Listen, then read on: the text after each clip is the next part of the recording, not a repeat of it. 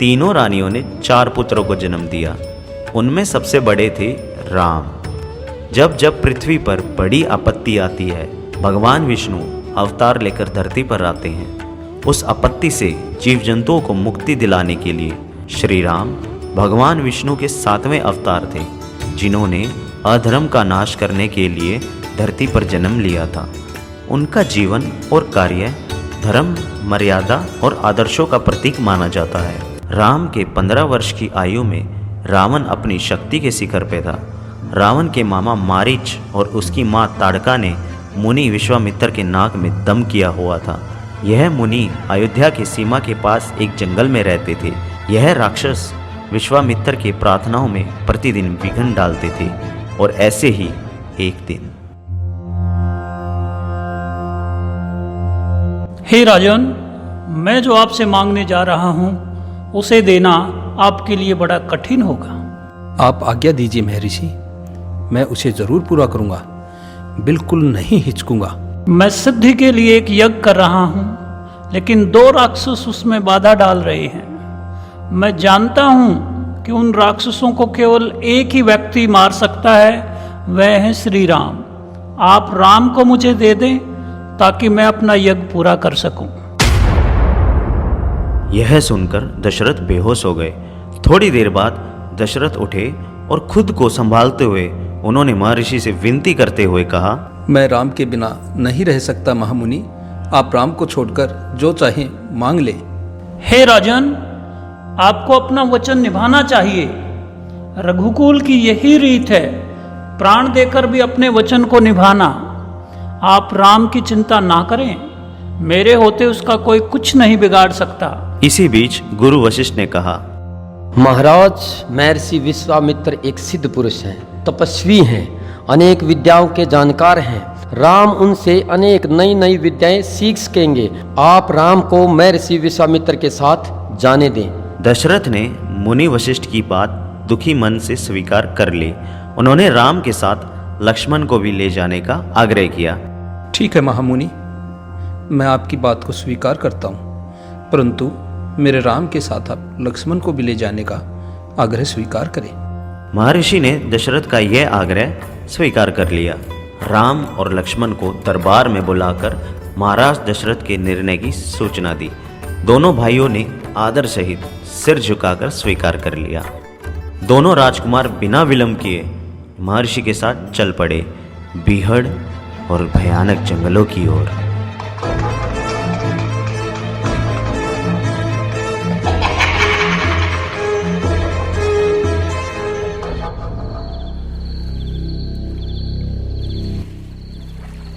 राम और लक्ष्मण नदी से मुंह हाथ धोकर लौटे और महर्षि के निकट आकर बैठे। हम आज रात नदी तट पर ही विश्राम करेंगे। मैं तुम दोनों को कुछ विद्याएं सिखाना चाहता हूँ। इन्हें सीखने के बाद कोई तुम पर प्रहार भी नहीं कर सकेगा, उस समय भी नहीं जब तुम नींद में रहोगे। विश्वामित्र ने दोनों भाइयों को बला अति बला विद्या सिखाई। रात में वे लोग तिनकों और पत्तों का बिस्तर बनाकर वहीं सो गए।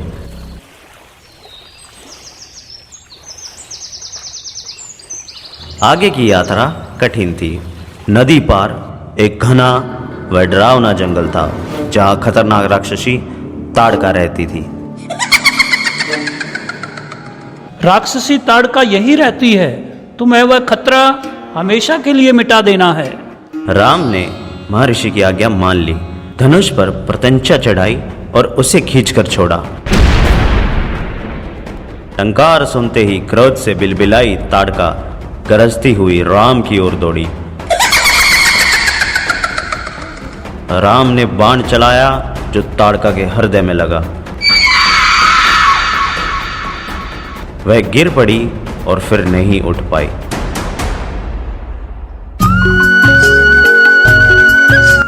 विश्वामित्र बहुत खुश हुए और उन्होंने राम को गले लगा लिया और दोनों राजकुमारों को 100 तरह के नए अस्त्र शस्त्र दिए। अगली सुबह तीनों लोग आश्रम पहुंच गए। विश्वामित्र यज्ञ की तैयारियों में लग गए। अनुष्ठान प्रारंभ हुआ।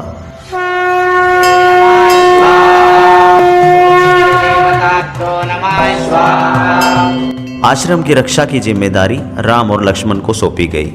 अनुष्ठान अपने अंतिम चरण में था तथा पूरा होने वाला था। अचानक भयानक आवाजों से आसमान भर गया। सुबाहु और मारीच ने राक्षसों के दल बल के साथ आश्रम पर धावा बोल दिया। मारीच क्रोधित था क्योंकि राम लक्ष्मण ने उसकी मां ताड़का को मारा था। राम ने धनुष उठाया और मारीच को निशाना बनाया। मारीच बाण लगते ही मूर्छित हो गया। जब होश आया तो उठकर दक्षिण दिशा की ओर भाग गया। राम का दूसरा बाण सुबाहु को लगा। उसके प्राण वहीं निकल गए। कुछ राम और लक्ष्मण के बाणों का शिकार हो गए और कुछ भाग गए। महर्षि विश्वामित्र का अनुष्ठान संपन्न हुआ। वह राम और लक्ष्मण से खुश थे। राम ने महर्षि को प्रणाम करते हुए पूछा, अब हमारे लिए क्या आज्ञा है मुनिवर? हम यहाँ से मिथिला जाएंगे, महाराज जनक के यहाँ। महाराज के पास एक अद्भुत शिव धनुष है। मैं चाहता हूँ कि तुम भी उसे देखो।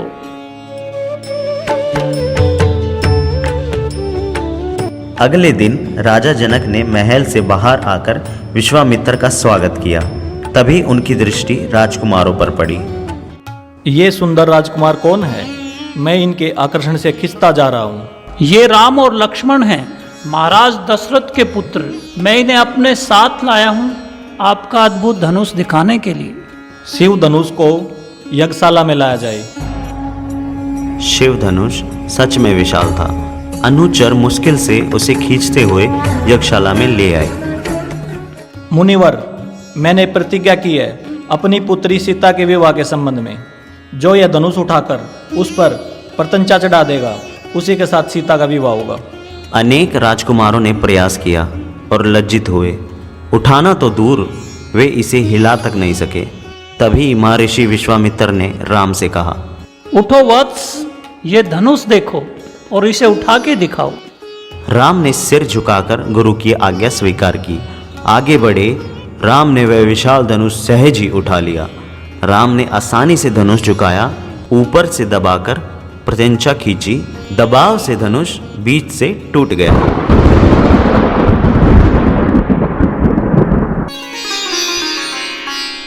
महाराज जनक की खुशी का ठिकाना ना था। उन्हें सीता के लिए योग्य वर मिल गया था।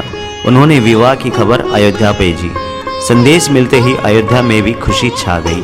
विवाह से ठीक पहले जनक ने महाराज दशरथ से कहा, हे राजन, राम ने मेरी प्रतिज्ञा पूरी कर बड़ी बेटी सीता को अपना लिया। मेरी इच्छा है कि छोटी पुत्री उर्मिला का विवाह लक्ष्मण से हो जाए। मेरे छोटे भाई कुशध्वज की भी 2 पुत्रियां हैं, मांडवी और श्रुतकीर्ति। कृपया उन्हें भरत और शत्रुघ्न के लिए स्वीकार करें। और इस तरह चारों राजकुमारों का विवाह संपन्न हुआ।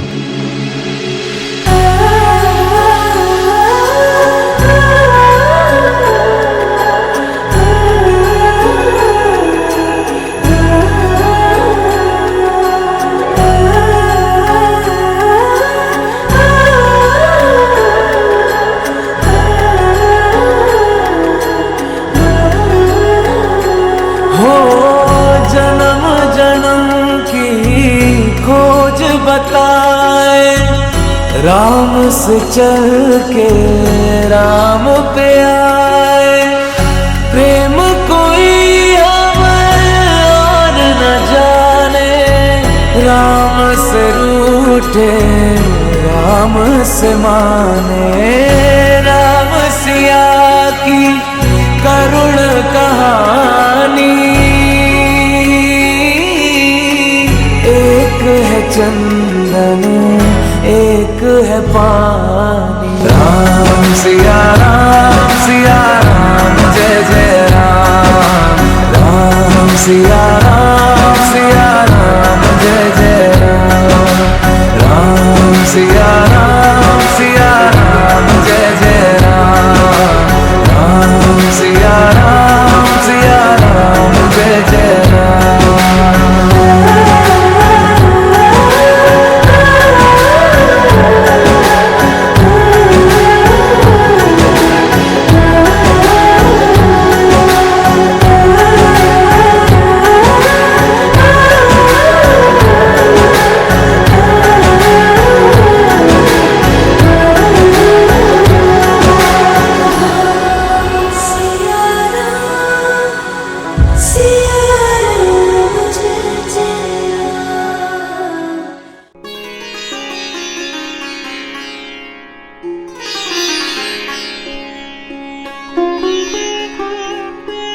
राजा दशरथ के मन में अब एक ही इच्छा बची थी, राम का राज अभिषेक।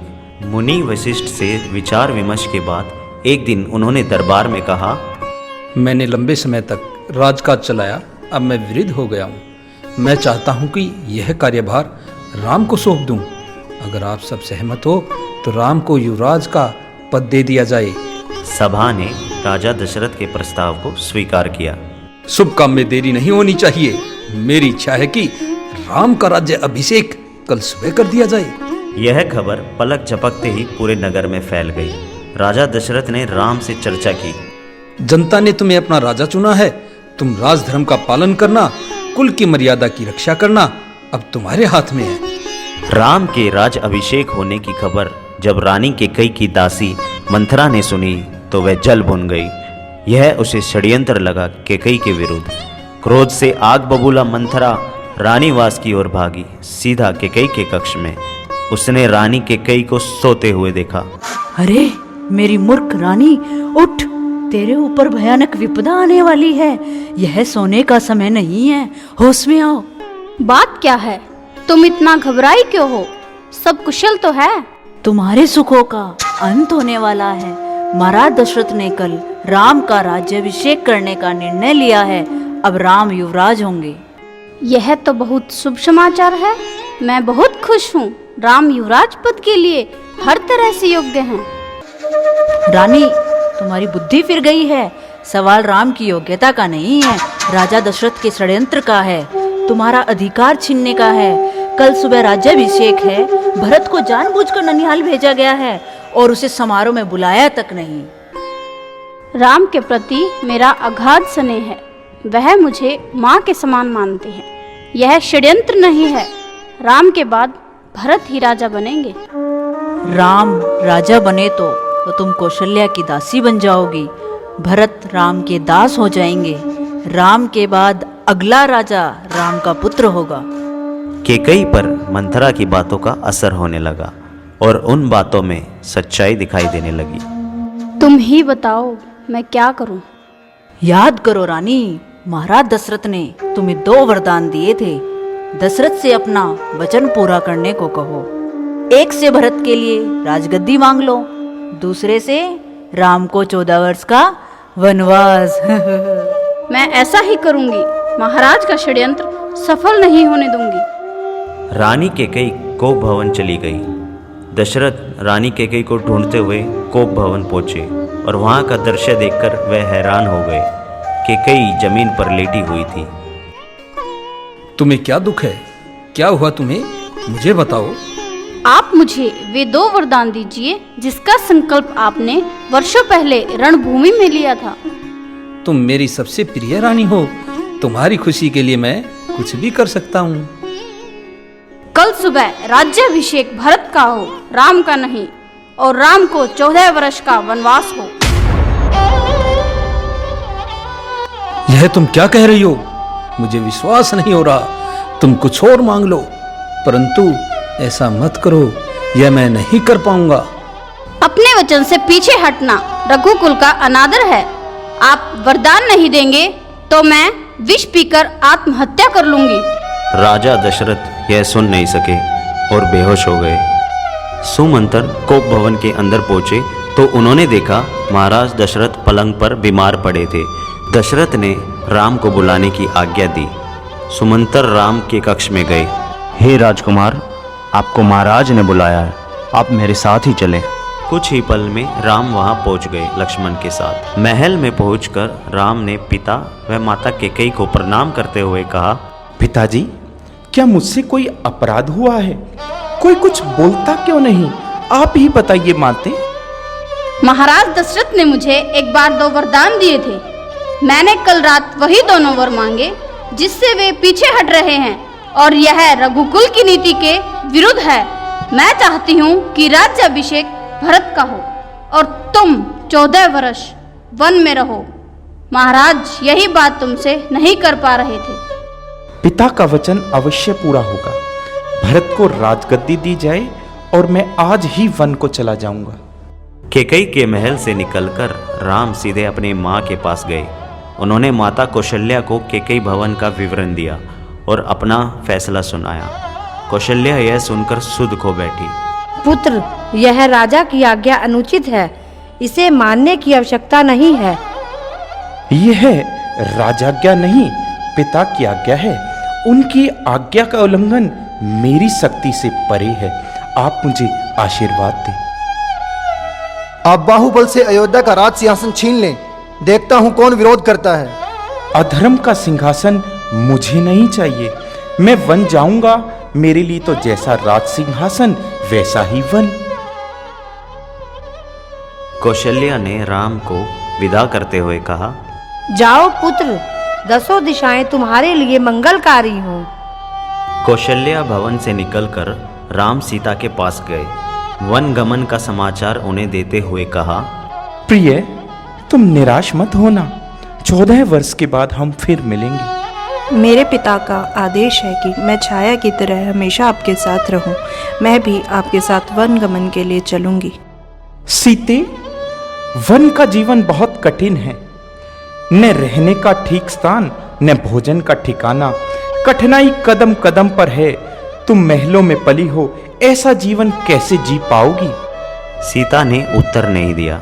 उन्हें पता था कि राम अपने दिए वचन से पलट नहीं सकते।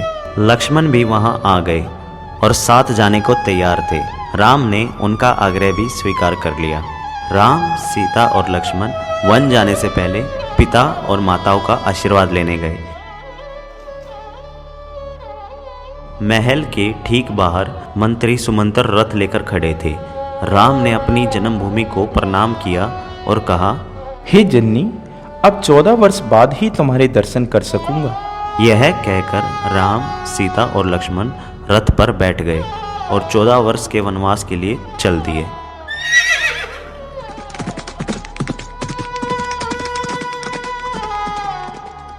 वन गमन के छठे दिन दशरथ ने प्राण त्याग दिए। राम का वियोग उनसे सहा नहीं गया।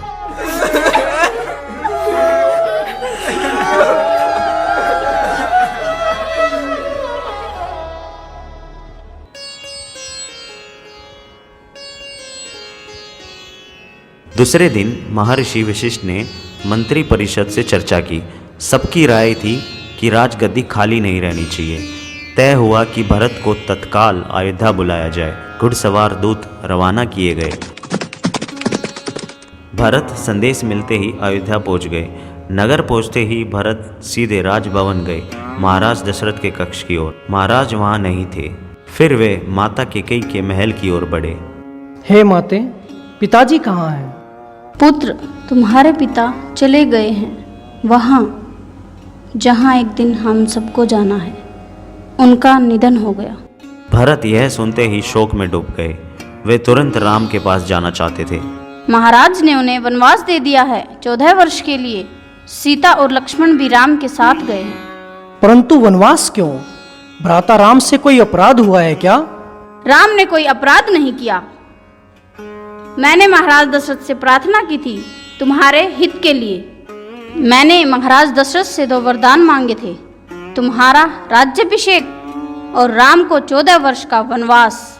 अब यह राज्य तुम्हारा है पुत्र। यह सुनते ही भरत अपना क्रोध रोक नहीं सके। वे चीखते हुए बोले, यह तुमने क्या किया माते? ऐसा अनर्थ, घोर अपराध। अपराधी नहीं हो तुम। वन तुम्हें जाना चाहिए था, राम को नहीं। मेरे लिए यह राज्य अर्थहीन है।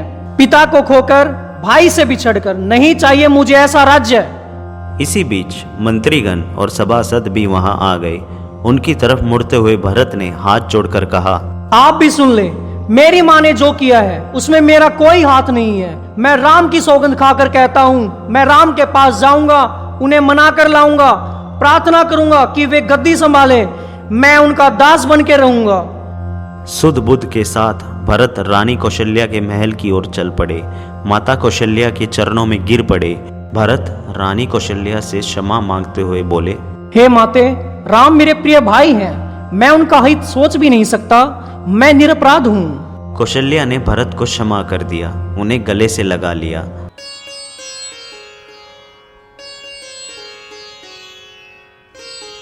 मुनि वशिष्ठ अयोध्या का राज सिंहासन खाली नहीं देखना चाहते थे। उन्होंने सभा बुलाई। भरत और शत्रुघ्न को बुलाकर कहा, वत्स, तुम राजकाज संभाल लो। पिता के निधन और बड़े भाई के वनगमन के बाद यही उचित है। हे मुनिवर, यह राज्य राम का है, वही इसके अधिकारी हैं। मैं यह पाप नहीं कर सकता। हम सब वन जाएंगे और राम को वापस लाएंगे। वन जाने के लिए सभी तैयार थे। अगली सुबह भरत सभी मंत्रियों और सभासदों के साथ वन के लिए चले।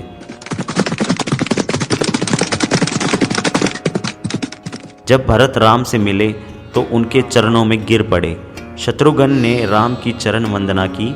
उन्होंने दोनों को उठाकर सीने से लगा लिया। एक दुखद समाचार है भ्राता, पिता दशरथ नहीं रहे। आपके जाने के 6 दिन बाद ही दुख में उन्होंने अपने प्राण त्याग दिए। यह सुनकर राम शोक में डूब गए। हे राम, मेरी यह विनती है, आप हमारे साथ अयोध्या वापस चलिए और राज्य स्वीकार करिए। पिता की आज्ञा का पालन अनिवार्य है। पिता की मृत्यु के बाद मैं उनका वचन नहीं तोड़ सकता। हे भरत, अब तुम ही गद्दी को संभालो, यही पिता की आज्ञा है। चाहे चंद्रमा अपनी चमक छोड़ दे, सूर्य पानी की तरह ठंडा हो जाए, हिमालय शीतल ना रहे, समुद्र की मर्यादा भंग हो जाए, परंतु मैं पिता की आज्ञा से विरक्त नहीं हो सकता। मैं उन्हीं की आज्ञा से वन आया हूं और उन्हीं की आज्ञा से भरत को राजगद्दी संभालनी चाहिए। आप नहीं लौटेंगे तो मैं भी खाली हाथ नहीं जाऊंगा। आप मुझे अपनी खड़ाऊ दे दें, मैं 14 वर्ष उसी की आज्ञा से राजकाज चलाऊंगा। भरत का यह आग्रह राम ने स्वीकार कर लिया। अपनी खड़ाऊ दे दी। भरत ने खड़ाऊ को माथे से लगाया और कहा, 14 वर्ष तक अयोध्या में इन चरण पादुकाओं का शासन रहेगा। सबको प्रणाम कर राम ने उन्हें चित्रकूट से विदा किया। अयोध्या पहुंचकर भरत ने पादुका पूजन किया। भरत अयोध्या में कभी नहीं रुके। तपस्वी के वस्त्र पहने और नंदीग्राम चले गए। जाते समय उन्होंने कहा, मेरी केवल एक ही इच्छा है, इन पादुकाओं को उन चरणों में देखूं जहां इन्हें होना चाहिए।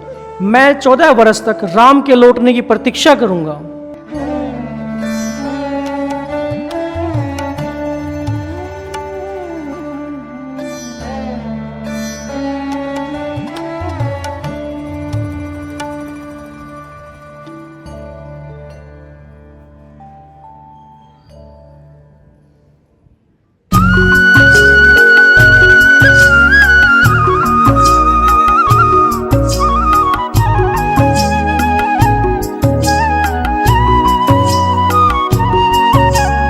एक दिन राम, लक्ष्मण और सीता कुटी के बाहर बैठे हुए थे। तभी लंका के राजा रावण की बहन सूर्पनखा वहां आई। राम को देखकर वह उन पर मोहित हो गई। उसने माया से सुंदर स्त्री का रूप धारण किया और राम के पास गई। हे रूपराज, मैं तुम्हें नहीं जानती, पर तुमसे विवाह करना चाहती हूँ। तुम मुझे अपनी पत्नी स्वीकार करोगे?